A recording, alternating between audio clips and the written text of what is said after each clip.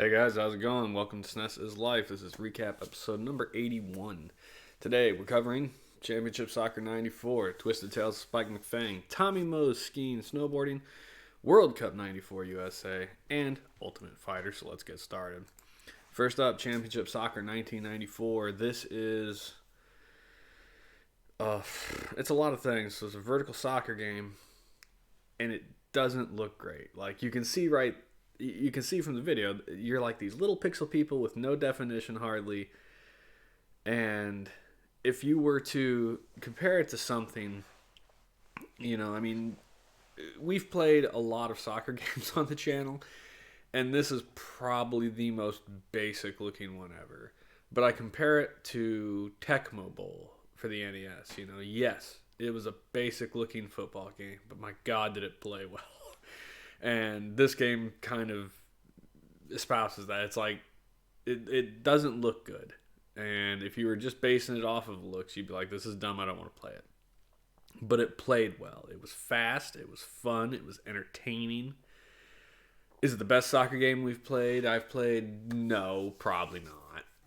But it was a good time. And I think with a second player, this game would probably be really, really enjoyable.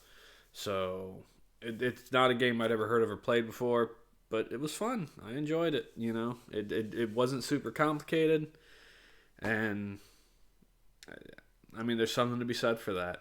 The music, and if there was, I can't even remember now if there was music. And if there was, that tells you how memorable it was. But the important thing is the gameplay, and the gameplay was good. So take that for what it is.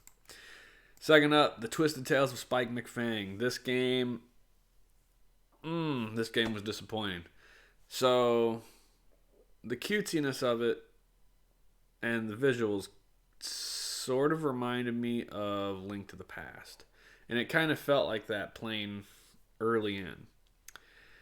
The music was good, the sound was good, but they took Link to the Past and sort of meshed it with RPG, like actual RPGs. Like, you have to kill a number of dudes to get experience, to level up, to get more health, to get better, to get stronger, etc. And it's not turn-based, but it hit JRPG level with me when I got to the first boss. So I spent basically like a little over an hour. It took me to get to the first like boss of the game. That's at the end of this castle. And I was level 4. That number up in the top of my name, that's my level. I was 4. The boss was level 4. When I hit the boss, I did like a quarter pip of damage, maybe a half pip of damage to them. And when she hit me, I think I took like 3 damage. And as you can see, I don't have a ton of health. And so the game is basically like, sorry, homie, you have to go grind forever. Which I hate games that make you do that. So, out of pure ignorance, I went and ground. I didn't do it on stream. I did it later. I went and ground. And then I finally got her down to the point where I beat her. And when you beat her, she completely refills her health, changes her attack pattern, and you have to beat her again.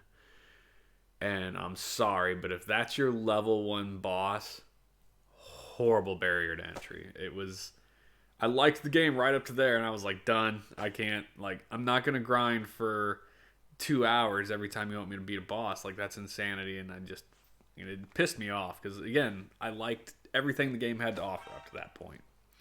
And then it did that. Next up, Tommy Moe's Extreme Winter Skiing and Snowboarding.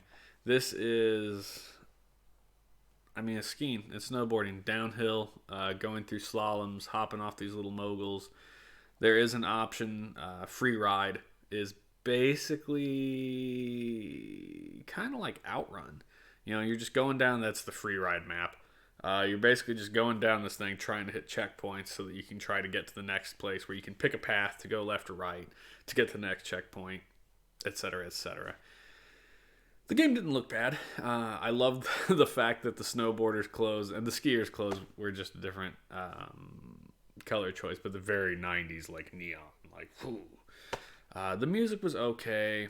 The controls were a little rough. So jumping, it's doing on its own right there. Every time you hit a mogul, it throws you in the air, and you don't have to control that. And you do have the ability to jump on your own. The biggest issue this game had was the turning. You just saw me right there. Like, you barely hit that turn and you are off. And it throws you pretty fast. That's not the worst thing ever, but it's hard to get a feel for it from this video. But there really is a good sense of speed in this game, and you just go flying through it. And the only way to really kind of avoid wrecking constantly to make it to checkpoints is to kind of start to memorize the course, and that sounds awful, like having to memorize it.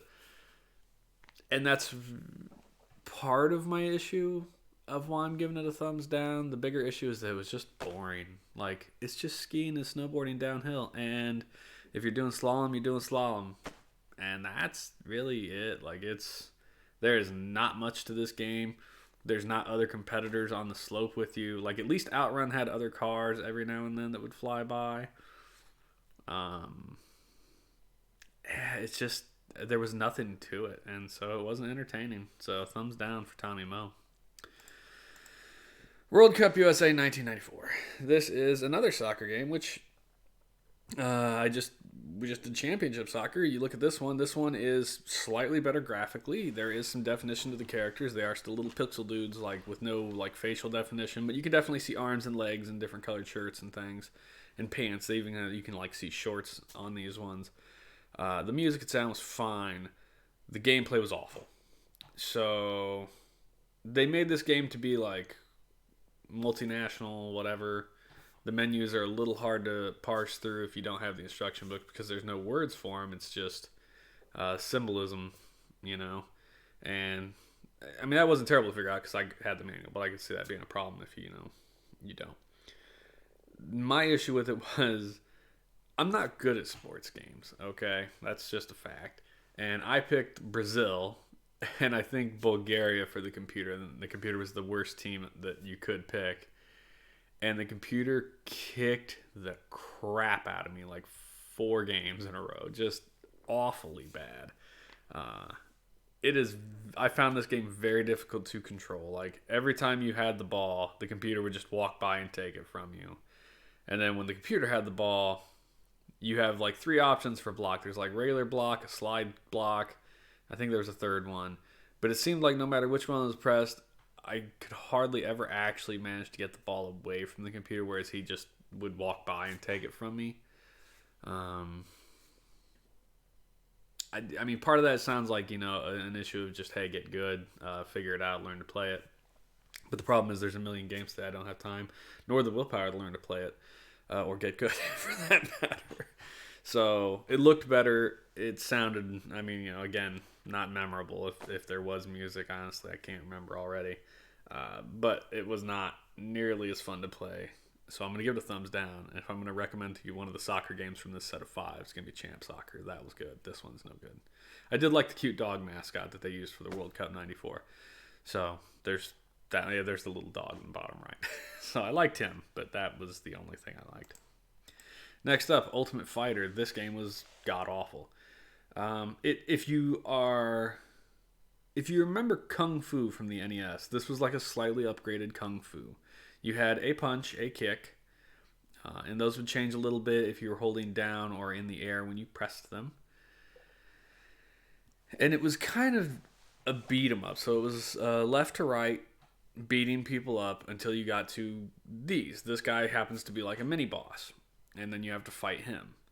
And then occasionally you would hit like these fighting tournaments where you were beating people up in like a boxing or a wrestling ring. And they would get counted out, and then you would move to the next stage. And occasionally, after you beat a guy, he would erupt into blue flames, and a demon would show up with like a big bow staff. And then your guy would like Ultraman turn into...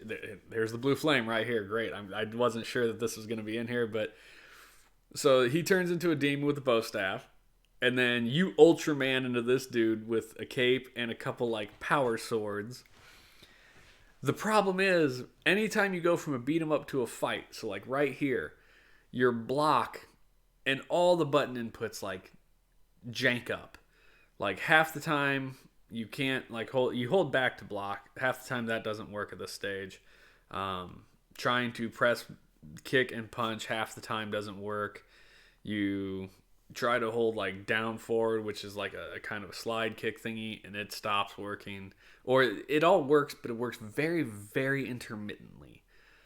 Everything just had a real slow feeling to it. It was very sluggish. It did not control well, and that's a bummer. But this thing has like a 40-page manual, and I don't know. I mean, I assume the developers thought it was a good game, but also when you get into it, you're just like, this isn't a good game. And they literally just lifted everything they could from every other generic fighting game in the 90s. Like half the sprites look like dudes from Street Fighter, or they have some obvious like parallel there. And then there's a guy in here that looks like Hagar from Final Fight. It's like they took Capcom out back and mugged them, and then to avoid IP infringement, like janked up the character sprites a little, because you can see like that looks decent right there. So their sprite work isn't awful, but it's just not quite Capcom level. And they obviously used Capcom games as their big inspiration, but it played awful. So don't play this. This is a hard thumbs down. Definitely not worth it. But that's it. So 4 thumbs down and 1 thumbs up. And thumbs up on a soccer game, which is shocking for me. But yeah, that's where we're at. And I don't think the 82nd set of games I'm going to start tonight, I don't think those look much better. So we'll see. But thank you guys for sticking with us. Episode 81 recap.